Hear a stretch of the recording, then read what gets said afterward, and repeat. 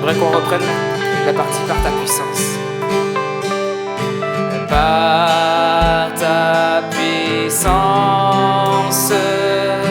brise, soumets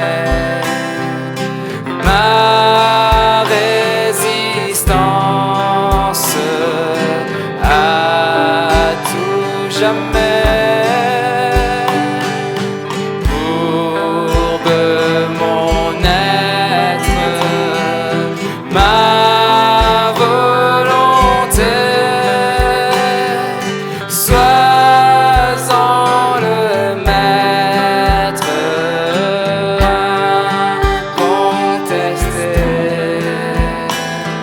Sois-en le maître, incontesté.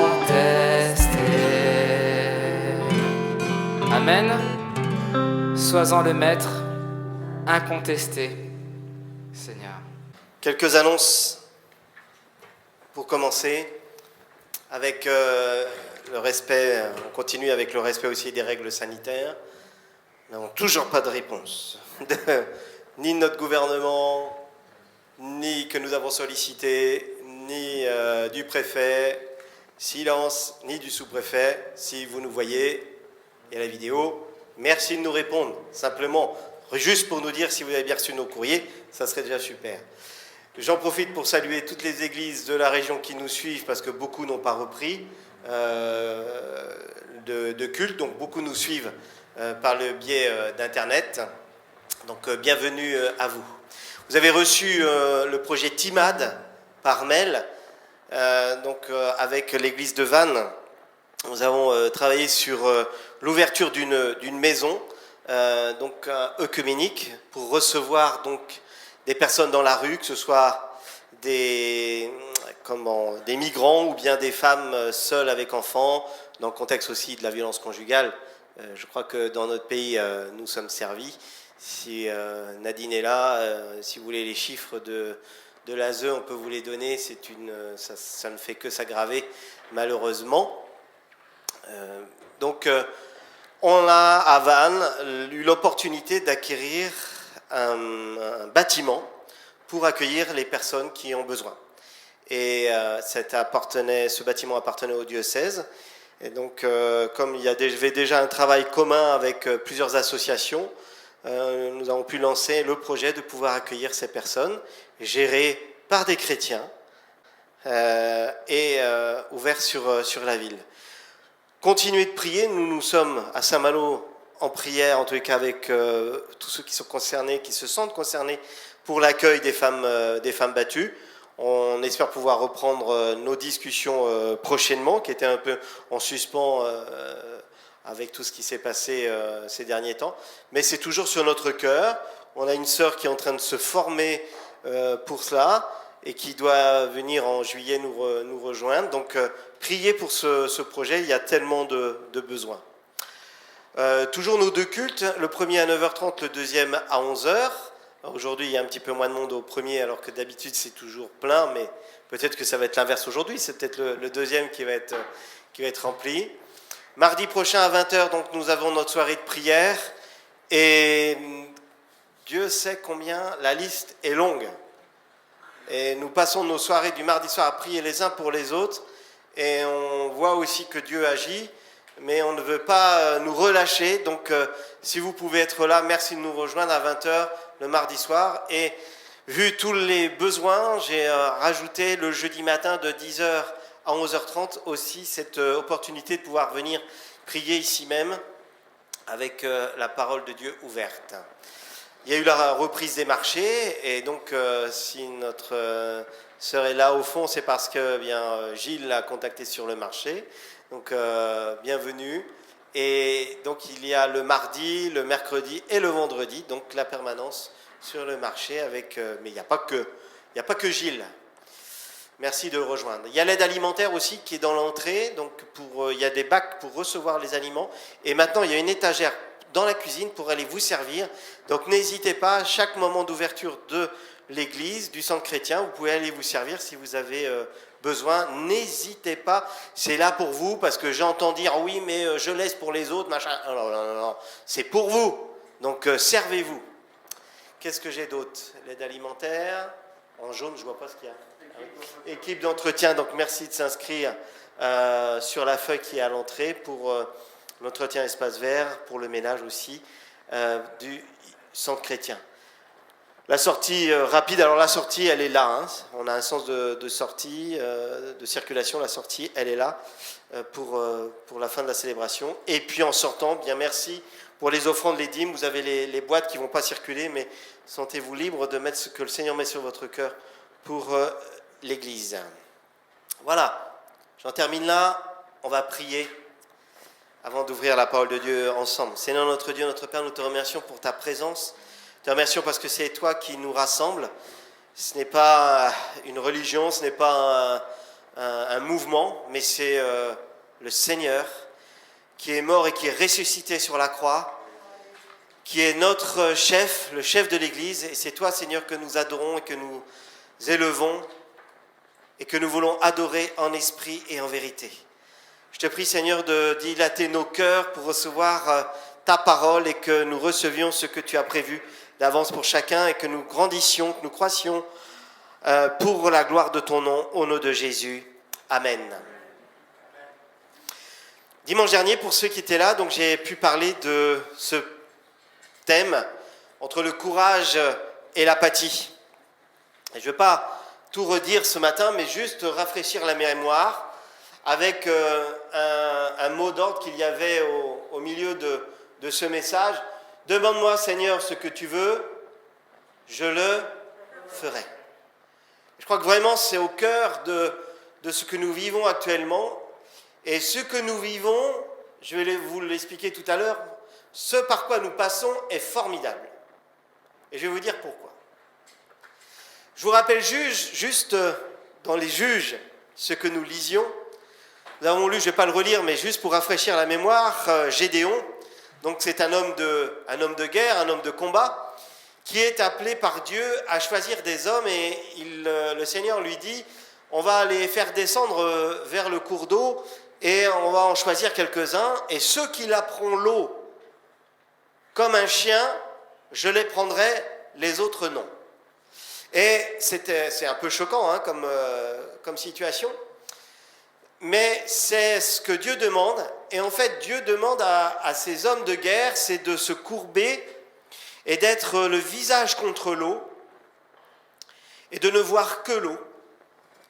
Et ceux qui sont en contrôle encore, qui prennent l'eau et qui boivent comme ça, sont écartés, on va dire, sont éliminés, retirés de l'équipe de combat pour le Seigneur.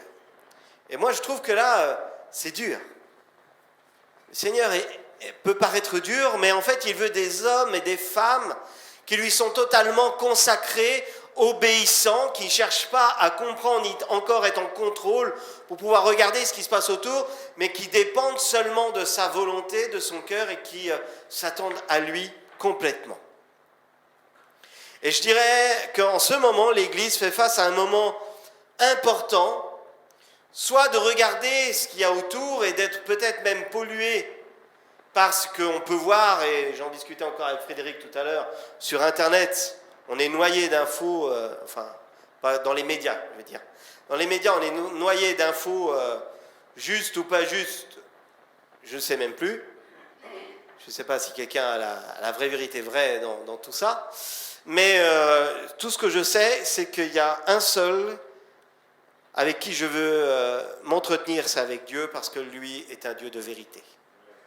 Un Dieu fidèle, que lorsqu'il nous envoie même laper l'eau comme un chien, il sait ce qu'il fait, et ce qu'il nous dit de faire est juste. Puissions-nous être trouvés fidèles.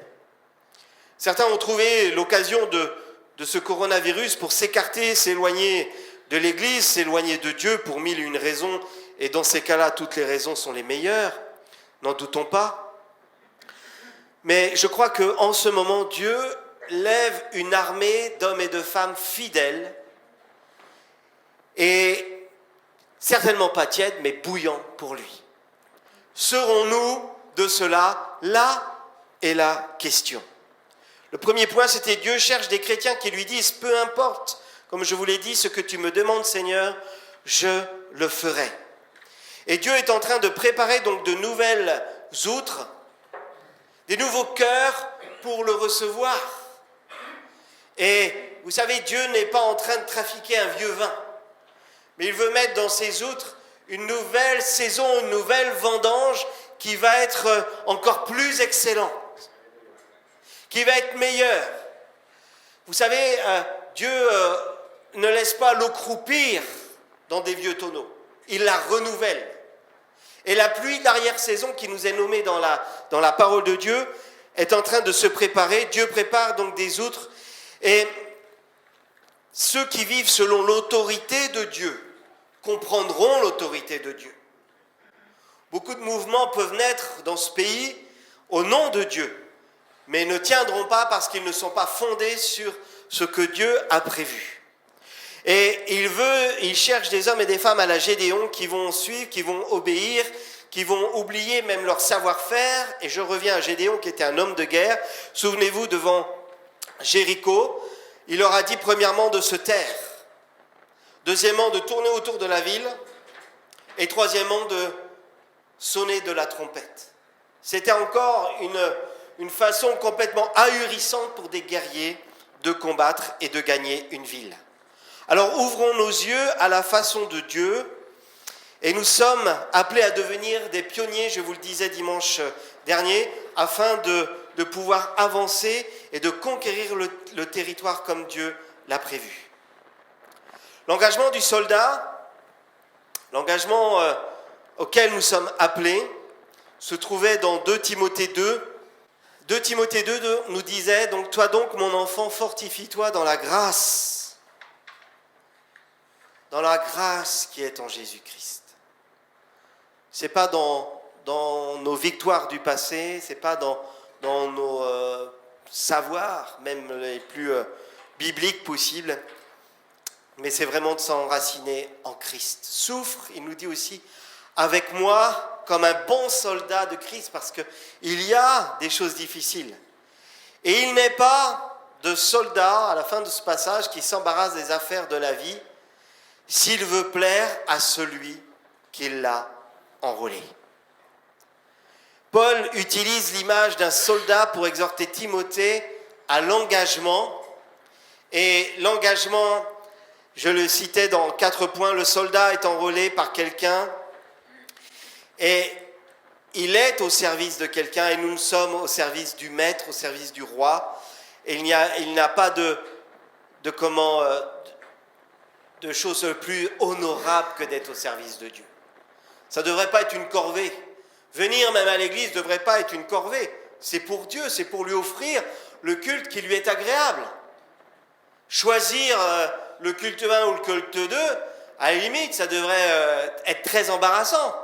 Parce qu'on devrait être presque partagé pour pouvoir faire les deux. N'est-ce pas? Pour vivre des temps merveilleux dans sa présence. La vie du soldat n'est pas toujours confortable. Un soldat, il va combattre, il ne regarde pas les horaires, il ne regarde pas s'il pleut, s'il ne fait pas beau, s'il a un repas à midi. Le combat, il est tout le temps. Et nous devons être des combattants qui se tiennent sur la brèche. Voilà ce que dit la parole de Dieu. Le soldat doit se montrer aussi solidaire. Dieu met autour de nous et avec nous dans l'église des hommes, des femmes qui nous plaisent ou qui ne nous plaisent pas. Ce n'est pas à nous de choisir, c'est Dieu qui appelle. Et Dieu nous appelle tous à une seule et même mission, celle de lui être agréable et de le suivre. Le soldat, quatrièmement, n'est pas un civil comme tout le monde. C'est une armée royale avec un engagement royal, un appel royal et une bataille royale à mener. Et le combat est dur et nous savons combien l'ennemi n'aura de cesse d'essayer de détruire tout ce que nous engagerons, même au nom de Dieu. Les familles sont atteintes, les couples sont atteints, la société est atteinte et l'ennemi veut détruire, c'est son seul plan. Mais nous, je vous disais dimanche dernier, en tant que chrétiens, nous ne devrions pas être surpris de ce que l'ennemi veut faire, c'est l'ennemi qui devrait être surpris de la position spirituelle que l'Église a et qu'elle veut développer encore aujourd'hui. Un pionnier un conquérant ne doit pas, il ne peut pas être tiède, il doit être bouillant, parce que la parole de Dieu nous dit aussi que Dieu fait quoi avec les tièdes? Il les vomit. L'apathie, je reprécise un petit peu la définition de l'apathie, je l'avais dit la dernière fois, l'apathie désigne donc une absence d'énergie. Et je crois vraiment, en le citant, en le tombant dessus dans le dictionnaire, il dit c'est un mal qui a gagné l'Église. C'est un mal qui a gagné même notre société. L'apathie, c'est une absence d'énergie, l'incapacité à réagir, la mollesse, la personne atteinte d'apathie se montre généralement indifférente à l'émotion, la passion, la motivation. Et je prie le Seigneur que dans l'Église, qu'au milieu des chrétiens, des hommes et des femmes de Dieu, il y ait des mots comme des mots passionnés, d'être passionnés par la mission que Dieu nous a confiée. Nous sommes ses ambassadeurs sur terre, des réconciliateurs avec le Père. Nous sommes des hommes et des femmes qui tendent la main au nom de Dieu pour dire « Viens dans le camp de Dieu, c'est là où est la sécurité, c'est là où est la victoire, c'est là où est la guérison, c'est là où est le revêtement de tout ce qui a été perdu. Dieu est capable de redonner, même des cellules mortes sont capables de revivre avec le Seigneur Jésus-Christ. » Alléluia! Pas beaucoup d'amen. Hein? Est-ce que vous y croyez encore? Ou est-ce que l'apathie nous a gagnés? Dieu veut élever son peuple et que des nouvelles outres soient remplies d'un vin nouveau, d'un vin meilleur, et il est temps de devenir ou de redevenir des pionniers. La qualité de bons soldats, et je voudrais vous le dire, en vous disant aussi, souvenez-vous de cette position, je l'ai même mimé dimanche dernier, de ce soldat qui va boire, qui va laper l'eau, et Paul, qui était là dimanche dernier, me rappelait que vraiment celui qui lape l'eau est se concentrer sur ce qu'il doit faire. Celui qui va chercher l'eau a encore l'opportunité de regarder autour de lui. Retenez cette image, d'être plié, d'être à genoux par terre pour laper l'eau comme un chien. J'ai regardé quelques qualités de bons soldats. Quatre premières qualités viennent d'un magazine de cadres dirigeants. Hein, j'ai pris ça dans un magazine de dirigeants. Le premier caractère, c'est la discipline et la ponctualité. Arriver à l'heure à un rendez-vous est un minimum pour indiquer à celui qui vous accueille qu'il peut compter sur vous.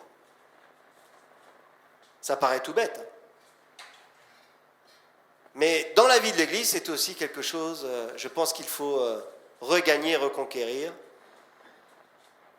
Parce qu'on s'est fait, je crois, des fois voler même notre temps. Et on a pris ces rendez-vous bien souvent un peu à la légère, étant juste un rendez-vous de famille banal, où de toute façon on sera content de se retrouver, et puis notre Père, il pourra bien nous accepter comme ça. Non, je crois que c'est un rendez-vous important, où même la ponctualité est importante, il est le reflet aussi de l'importance du rendez-vous et de notre engagement. Celui qui n'a aucune discipline, je suis désolé, mais ne sera pas au rendez-vous pour mener le bon combat. Le deuxième point, l'adaptabilité. C'est une qualité reconnue chez un militaire, ceux qui s'adaptent facilement à de nouvelles conditions de travail et savent faire face à des situations imprévues. Et je crois que dans l'armée que Dieu a levée avec Gédéon, en les envoyant laper l'eau, je crois que ceux qui ont fait ça ont fait preuve d'adaptabilité, comme je ne suis pas sûr d'être capable de faire. Me retrouver en position de chien, je ne suis pas sûr d'être capable, honnêtement, de l'accepter. Je trouve que c'est humiliant. Troisièmement, accepter d'être formé en continu, c'est aussi une des qualités d'un soldat tout au long de la carrière militaire.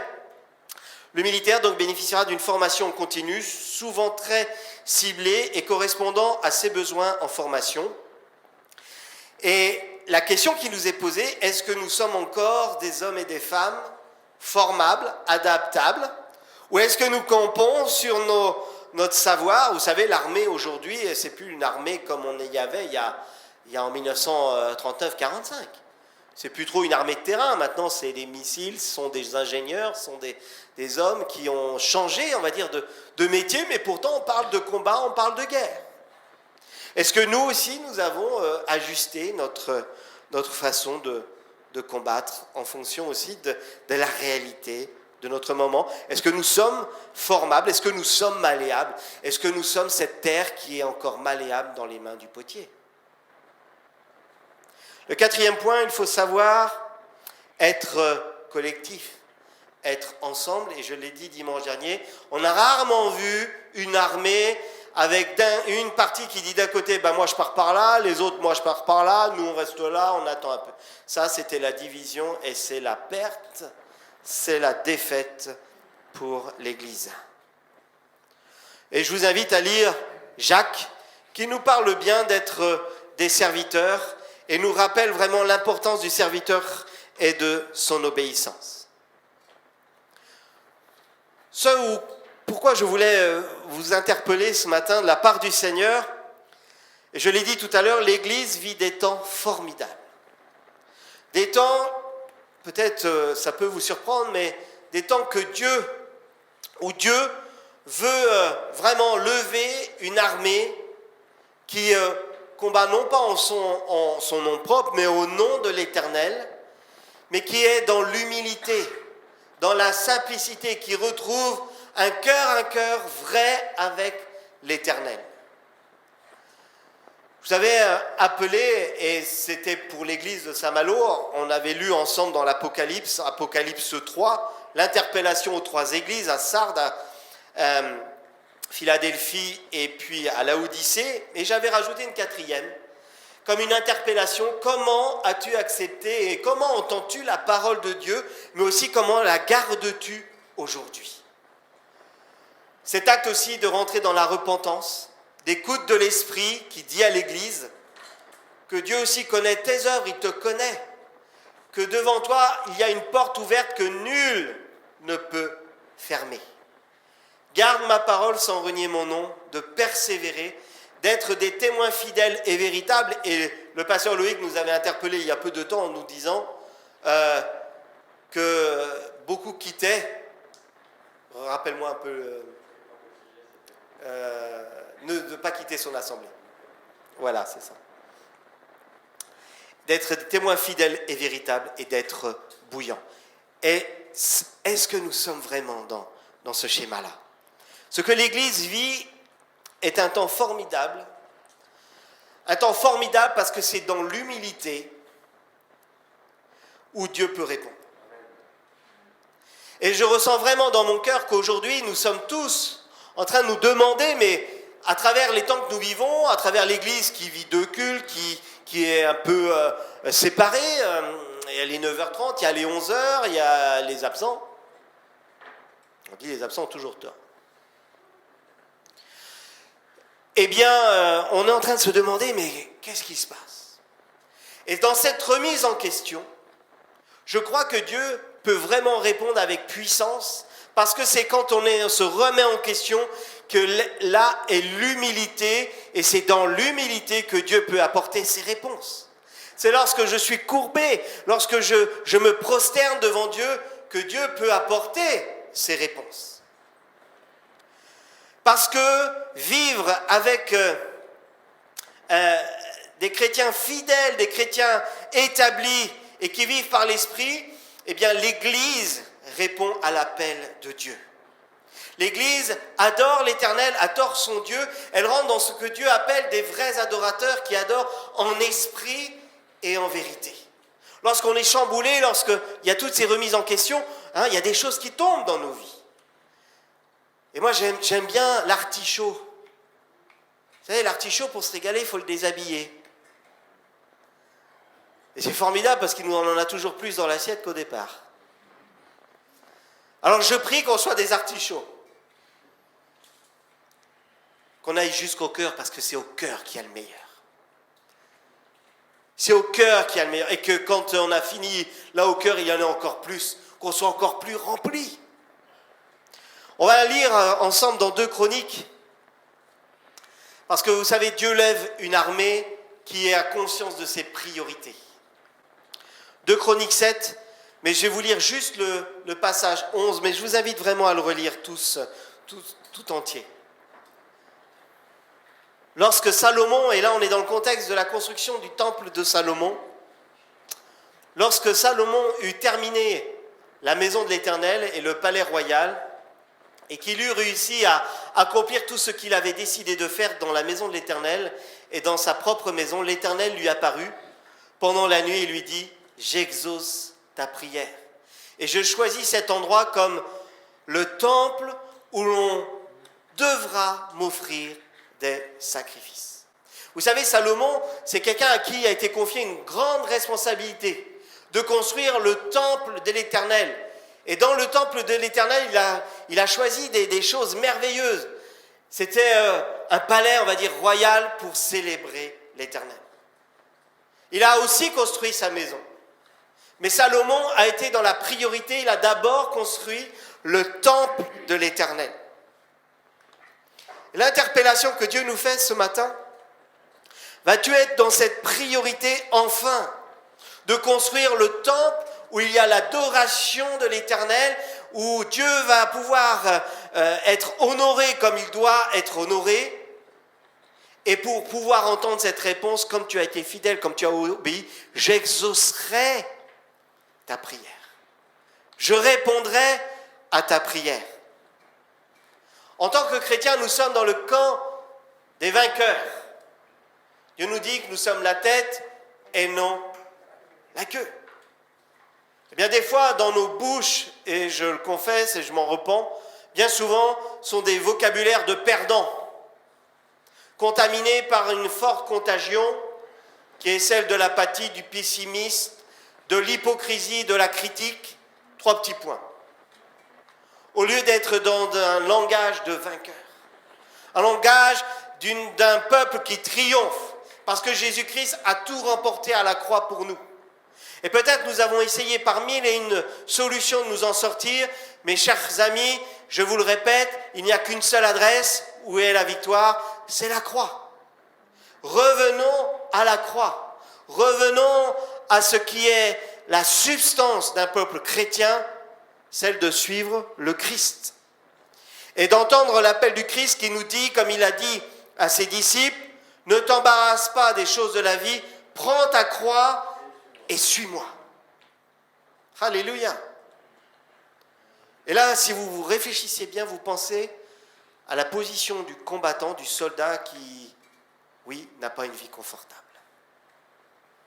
mais qui a une vie de victoire. J'exaucerai ta prière et je choisis cet endroit comme le temple où on devra m'offrir des sacrifices. Quand je fermerai le ciel, il n'y aura pas de pluie. Quand j'ordonnerai aux sauterelles de dévorer le pays, quand j'enverrai la peste parmi mon peuple, si mon peuple, sur qui est invoqué mon nom, s'humilie, prie et cherche ma face, je l'exaucerai des cieux. Alléluia. On va continuer, hein. Et s'il renonce à ses mauvaises voies, je l'écouterai du haut du ciel, je lui pardonnerai son péché et je guérirai son pays. Au-delà de cette pandémie, et je m'arrête tout de suite là, la deuxième vague arrive. Sociale, économique, c'est une réalité. C'est une réalité. Et nous avons besoin, et le monde a besoin, d'une église forte qui se tient sur ses 2 jambes, celle du Logos et du Réma, celle de la parole et de la révélation pour apporter des paroles d'espérance dans ce monde en désespérance. Allons-nous être de cela? Allons-nous être de cette armée qui annonce l'évangile et qui annonce la bonne nouvelle au nom du Seigneur Jésus-Christ. En tant que chrétiens, nous sommes dans le camp des vainqueurs et le vrai feu vient quand la maison est remplie de sa présence. Et nos maisons, nos familles ont besoin d'être saturées de la présence de Dieu parce que, chers frères et sœurs, quand la famille est guérie, quand la famille est bénie, l'Église est guérie, l'Église est bénie. Alléluia! Et nous avons besoin dans nos maisons que règne l'adoration de Dieu pour que nous soyons saturés de la présence de Dieu et ça fait la différence. Quand la priorité est donnée à Dieu, ta maison est bénie. Quand la priorité dans tes temps, dans ton organisation de ta journée est donnée à Dieu, ta maison est bénie. Ta vie est bénie. Dieu peut apporter les solutions. Lorsqu'il est au deuxième plan, je suis désolé, mais les solutions seront toujours au deuxième plan. Même si Dieu est souverain, et je sais, il fait grâce, il fait amour, oui, mais n'oublie pas, il y a toujours cette responsabilité qui t'est donnée. Si mon peuple sur qui est invoqué mon nom s'humilie, Dieu veut répondre. Mais il y a aussi les prérequis et notre responsabilité à chacun de nous. L'Église doit s'adapter, et dans ces temps que nous vivons, on a vu qu'il a fallu s'adapter avec la visio, avec plein de choses. Et on a fait des bonds de géants. Aujourd'hui, on peut communiquer, on peut contacter plein de personnes. Hein, peut-être vous êtes mis à des choses que vous ne connaissiez pas avant sur les réseaux sociaux. Et l'Église doit aussi s'adapter, mais non pas avec des critères de ce monde, mais avec l'intelligence de Dieu. Avec l'intelligence de l'Esprit. Parce que pendant ce temps, même de confinement, nous n'avons pas été séparés. Nous sommes restés unis en esprit. Et encore aujourd'hui, nous pouvons l'être si nous sommes au pied de Dieu. Ce qui doit être important dans notre vie, c'est mettre en place la véritable adoration. Et l'adoration, c'est savoir avoir une vie qui plaît à Dieu. Merci pour la louange ce matin. Mais réduire la louange à une guitare, à un chant, serait très réducteur. L'adoration qui plaît à Dieu, c'est celui qui adore en esprit et en vérité. Dieu n'a jamais dit, c'est parce que vous aviez une guitare, c'est parce que vous aviez une belle voix. Il dit que ce qui plaît à Dieu, ce sont des hommes et des femmes qui sont totalement engagés pour lui, qui accomplissent les œuvres qu'il a préparées d'avance. C'est ça qui glorifie l'Éternel. Je voudrais conclure en vous rappelant juste les paroles du psaume 8 qui nous dit au verset 4 « Quand je contemple les cieux, l'ouvrage de tes mains, la lune et les étoiles que tu as créées, quand je contemple tout ce que Dieu a fait, mon âme s'écrie « Loué soit l'Éternel ». Alléluia. Ce n'est pas l'effet d'un moment, ce n'est pas parce que vous mettez un CD que vous êtes que dans la louange. C'est tout votre être doit être dans la louange. Le terme adorer en grec, vous le connaissez? Je vais vous l'afficher parce que proskuneo. Qu'est-ce que veut dire ce mot? Prosterner. Adorer, se prosterner devant le roi. Eh bien, chers frères et sœurs, nous revoilà dans la même position que ceux qui l'appellent comme des chiens. Se prosterner. Prosterner, c'est être presque à plat ventre. Et j'ai relu un petit peu dans l'histoire de ces Juifs qui adorent encore aujourd'hui Dieu, Adonai, El Shaddai. Lorsqu'ils le font dans la synagogue, ils sont dans cette même position d'être prosternés devant Dieu. Et c'est la même position que le soldat qui l'appelle.